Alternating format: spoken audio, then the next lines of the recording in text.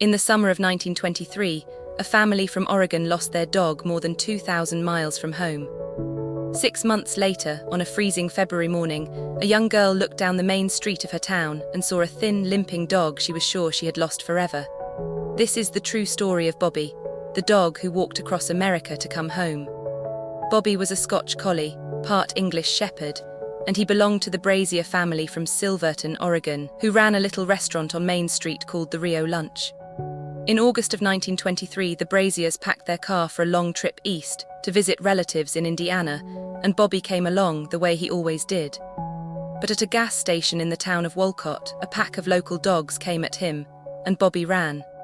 By the time the family realized he was gone, he had disappeared into a place he had never seen, more than 2,000 miles from anything he knew. For days they drove the roads around Wolcott, calling his name. They asked at farms, they placed a notice in the paper. But a dog can cover a great deal of ground, and Bobbie was already gone. They waited as long as they could bear to, and then with no choice left, they did the hardest thing. They drove home to Oregon without him. What happened next, the family could only piece together long afterward.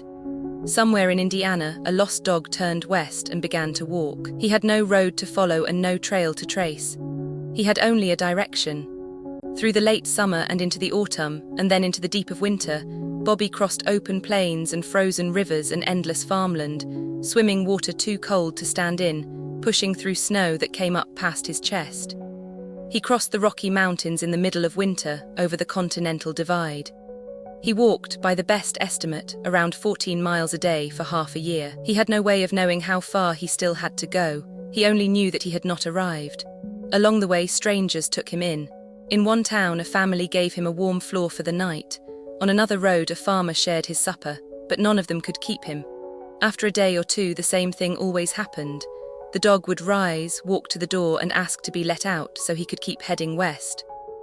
On the 15th of February 1924, 6 months after he was lost, the Brazier's daughter Nova was standing on Main Street in Silverton with a friend. A dog came down the road toward them, thin to the bone, his coat matted and dull, his paws worn raw from the miles. Nova caught her friend's arm. "Is that Bobbie?" The dog heard his name and he ran. He went straight past the girls and through the door of the Rio lunch, and he did not stop until he found the family that had given up on ever finding him. He was so thin and worn from the road that at first they hardly knew him, but it was Bobbie. He had walked 2,551 miles. It had taken him half a year and it had nearly killed him, but he was home. At first, almost no one believed it. A dog could not cross a continent alone. So the Oregon Humane Society set out to prove the story false, and instead they proved it true. Letters began to arrive from all across the country, from the people who had taken him in, fed him, let him rest a night by the fire, and then watched him turn west again at dawn. Each letter was a marker. Placed end to end, town by town, they drew a line that ran all the way back to Indiana. The dates matched. The route made sense. A dog really had walked home. The story spread from coast to coast. At an exposition in Portland, more than 40,000 people lined up just to see him. They gave him medals, and the keys to cities he had passed through, a collar studded with jewels, and even a small house of his own. He played himself in a silent film about his journey. And when he died, only a few years later, a dog named Rin Tin Tin, the most famous dog in the world, came and laid a wreath on his grave. In Silverton today, there is a mural of him, 20 meters long, and every year the children of the town still hold a parade in his name. Bobbie never knew how far he had come. He could not have understood the distance, or the mountains, or the odds against him.